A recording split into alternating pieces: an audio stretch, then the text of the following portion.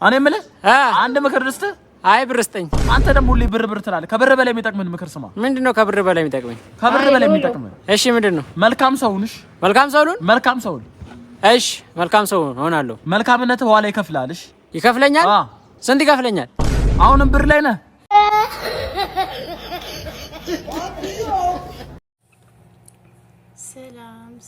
ሰላም መተና ሰላም አለይኩም ወራህመቱላሂ ወበረካቱ። ውድና የተከበራችሁ ኪንግ ኦፍ ዩቲዩብ ተከታታዮች እንዴት ናችሁ? ሰላም ናችሁ? ሰላማችሁ ብዝት ይበል በያላችሁበት። እንደዚሁም የክርስቲያን ወገኖቻችን ሰላም ብያለሁ። በያላችሁበት ፈጣሪ ይጠብቃችሁ፣ አላህ ይጠብቃችሁ። እንደዛ እያልኩኝ እንግዲህ ሀሳብ ማለት ያው ጭንቅ ነው። ቪዲዮ መለስራ የተባለ እያልኩኝ ብቻ ያው እስካሁን ድረስ እንደዚህ ነው ብዬ አላውቅምና የሆነ አለ አይደለ በራሴ ስራ እየሰራሁኝ ምናምን አለ አይደለ እንደዛ ብዬ ነው የምመጣው እንጂ የራሴን ስትሪም የሆነ ያጋጠመኝ ነገር ምናምን ነገር እንደዚህ ይዤ ቀርቤ አላውቅም እንደዚህ ማለት ነውና ብዙም ያው እንደዚህ ፊት ለፊት ማጋፈጥ ምን ማውራት ትንሽ ይከብደኛል። ለምን እንደሆነ አላውቅም።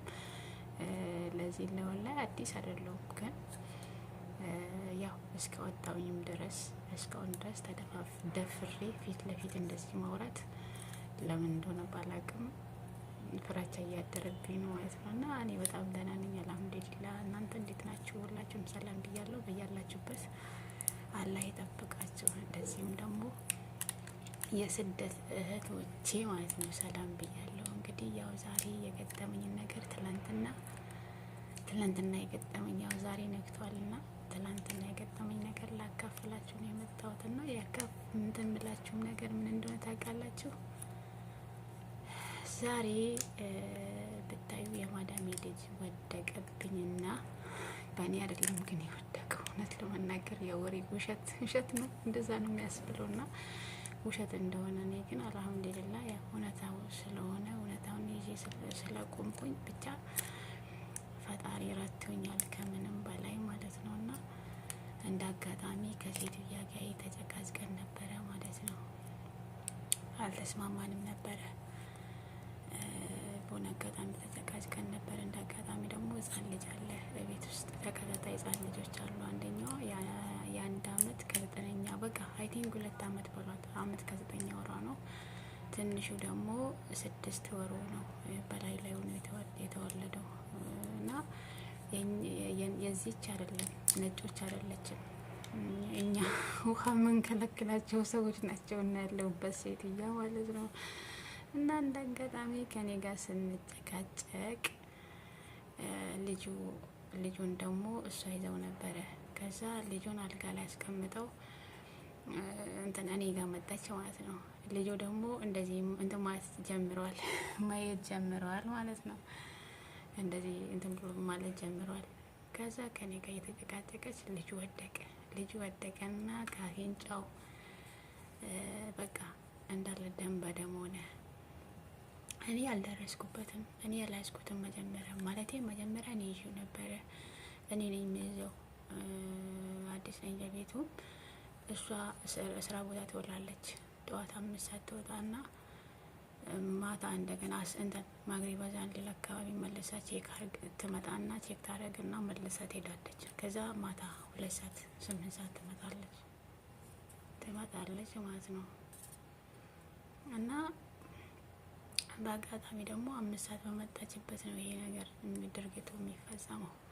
ልክ ስትመጣ የሰጣትና ወደ ስራ ሄዳለሁ። ከዛ ልክ እንዳስቀመጠችው ልጁ ወደቀ፣ ደም በደም ሆነ።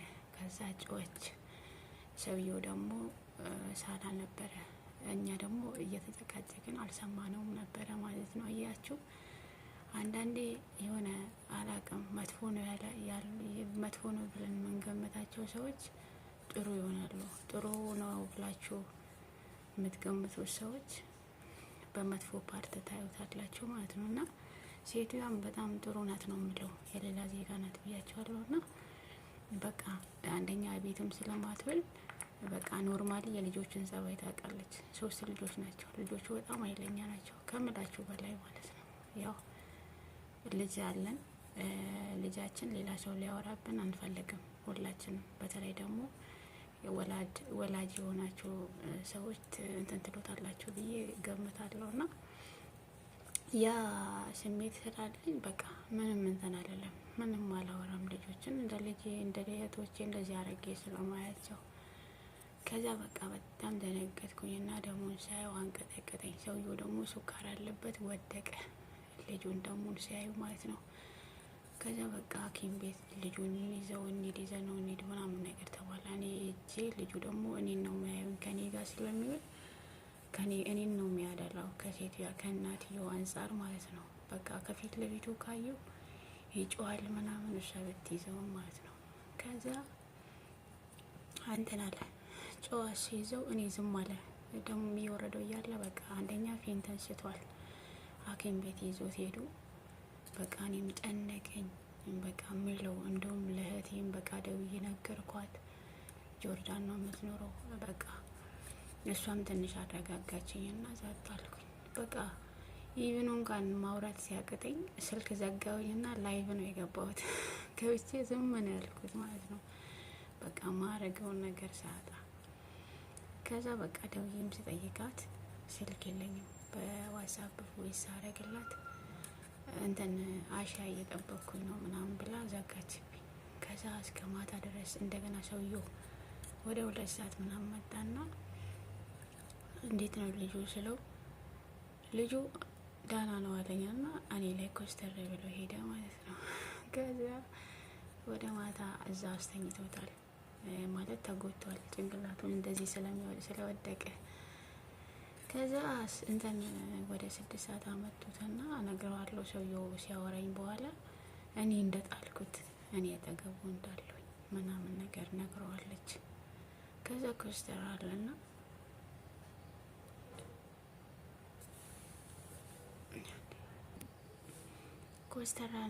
ልጁን ተጠንቀቂ፣ ልጁን እንደዚህ ብዬሻለሁ ምናምን ነገር አለ። እሷም መልስ ሰጠችው።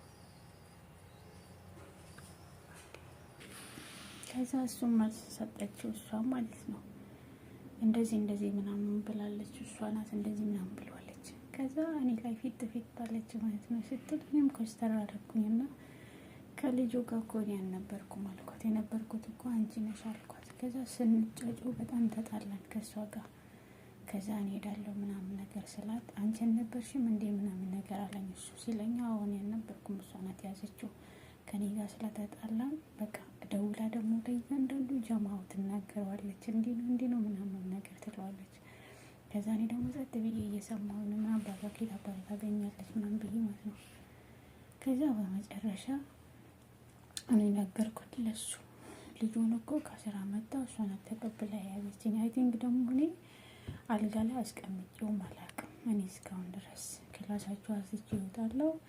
እሱን ይሁን እንኳን ሳላካ መጣሁት እኮ በሶፋ አላስቀምጠው ምናምን ነገር ብዬ ነገርኳት። ከዛ ሳደባት እሷ ከሌላ ጊዜ አይጥና ድመት ናቸው ከባሉን ከሰውየውና ከሴትዮ ማለት ነው። ከዛን ይመጣሉ ብዬ ነው በነገራችን ላይ። ከዛ ከኔ ጋር ሲጣሉ አንዱ ነው ማለት ነው እና ይላቸዋለሁ። በኋላ እኔ ሳሳምነው በቃ እሺ ይቅርታ ምናምን ነገር አለኝ። እኔ እኮ አንቺ መስለሽኝ ነው ምናምን ብሎ ይጮህብኝ ማለት ነው።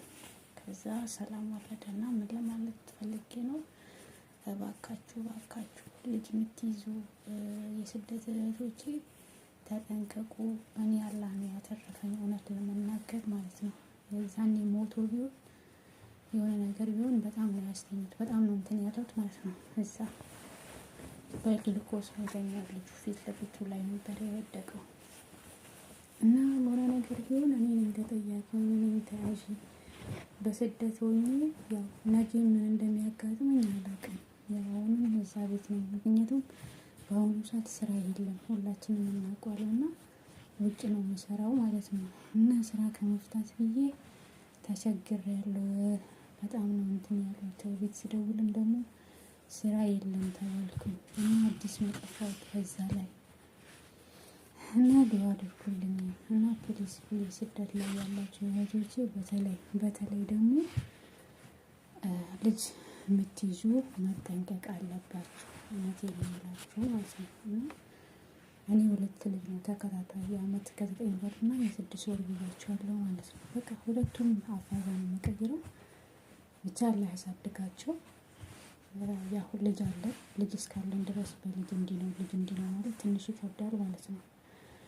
እና እንደዛ በማለት በጣም ጨንቆኝ ነው ያለሁት የነበርኩትና አላህ ሲረዳኝ ሰውዬው ሀቅ አወጣልኝ። እሷ ደግሞ ለእሷም ቤተሰብ እሷ ተጣለች። እሷ ናት አልጋ ላይ አስቀምጬው ነበረ ምናምን ብላ በእኔ ሙሉ ለሙሉ ሰበብ አድርገዋለች ማለት ነው። እና ራሳችሁን ጠብቁ፣ ስደት ላይ ያላችሁ ልጅ የምትይዙ ፕሊዝ ራሳችሁን ጠብቁ እላችኋለሁ። እወዳችኋለሁ፣ አከብራችኋለሁ። በጣም የምወዳችሁ። አላህ ለሀገራችን ያብቃን። አላህ ቁጭ ብለን የምንበላበት የማያልቅ እንጀራ ይስጠን። እኛ በሰው ሀገር ተንከራተን አንቀርም እና እወዳችኋለሁ። ራሳችሁን ጠብቁ። ሰላም አለይኩም።